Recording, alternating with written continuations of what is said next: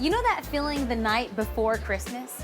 You're excited and eager and you can't wait for morning to come because you know that there are presents under the tree with your name on it. Well, that's probably what Ruth is feeling 10 times over. She's had a hard life. She didn't come from a good family in Moab, and she didn't have a great first husband. So where is she now? Well, she's a widow, she's flat broke, she's new into town, but she works really hard. She doesn't sleep around, and she doesn't hang out with the wrong type of guys. She's devoted to the Lord, and she's devoted to her mother-in-law, and she has outstanding godly character. Boaz saw that. So Boaz looks to her and says, I'm gonna sort this. He promises her that he's gonna take care of it. But how many of us know that there's always a problem standing in front of your promise? Just because you have to wait or there's opposition doesn't necessarily mean that you're not supposed to want it or wish for it. Now here's the climax of the story. Does he get the girl? Do they live happily ever after? The chapter opens up with Boaz going to the gate, which is the place of business, and undoubtedly, he's gonna run into this man and they're gonna handle some business. It's an open place and in public, much like the market behind me. This isn't a low down or hidden relationship. He publicly declares that he wants to take responsibility for something that isn't even his. When he sees the man in verse 1, he invites him to take a seat, to sit down with him. See, Boaz wants to do things legally, ethically, and honorably. I love Boaz. We see in verse 2 that he gathers 10 elders. Again, he knew, he's a man of the law. He knew and wanted witnesses to be part of the conversation. All right, so let's break this down. What's going on here? According to custom, the closest family member is responsible for claiming and assuming rights over the family and property. So Boaz asked him if he wants to buy the land that was Elimelech's. Well, of course he would. I mean, who wouldn't want to inherit that land? But then Boaz very wisely, very cunningly included that the land would include a bitter mother-in-law and an immigrant woman who he'd have to claim as his own. The family member responds back with a, whoa, slow your roll, bro. I can't do that. I can't compromise my own estate and my family. Okay, that's the paraphrase BIV version, Bianca International version, but bear with me. The juxtaposition between this no-name man and Boaz is comical. First of all, let's talk about the fact that his name isn't even mentioned. He's not worthy of his name being mentioned.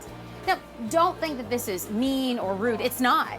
This man legally and spiritually is obliged to his next living relative to take care of family. Now, Levitical law is very clear that the closest male relative would purchase the land and keep it in the family and assume responsibility over the family as well. At this point, he's done nothing for these women. They were starving, they lost their husbands, and this man, a family member, didn't even go in and check on them.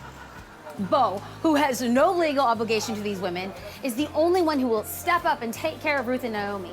He tells no-name man, if you don't buy the land and take care of these women, I will. The author of Ruth pays very careful attention to all the other names in the book, except this man's. Some theologians suggest that this man's name wasn't listed because he wasn't man enough to take care of his family. If he's not man enough to remember his family, then he's not worthy to be remembered. Ouch. Okay, so after the deal's done, there's a switching of shoes. It's an ancient act of sealing the deal. There's an act of agreement, and then in verse 11 and 12, it ends this conversation in the most perfect of ways. It is a prayer of blessing. I say, we are witnesses. May the Lord make the women who is coming into your home like Rachel and Leah, who together built up the family of Israel. The first prayer is for Ruth. Praise that she are like the two matriarchs of the Israelite community. What an honor and a compliment. She has been a Moabite outsider, and now she's moving to a highly respected matriarch insider. These women love her, and they have so much hope for the children who will come from her. The second portion of this prayer is for Boaz. They say, may you have standing in Ephrathah and be famous in Bethlehem. Through the offspring the Lord gives you by this young woman, may your family be like that of Perez, whom Tamar bore to Judah. What they're saying is this: Boaz, you are a great man. We all know it. You're good in business, you love people, you're generous, you're kind, you bless everyone. Continue to do that. You are blessed, and may your children be blessed. All throughout the book, there's this idea of blessing. Hesed is a God-given blessing.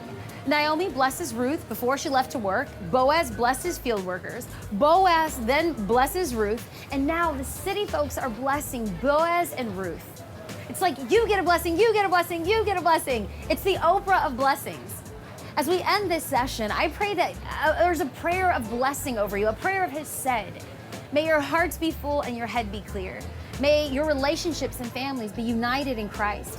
And may you go into the world with a dedication like Ruth and be met on a road, whether in trauma or drama or crisis, and be met with the favor of God over your life.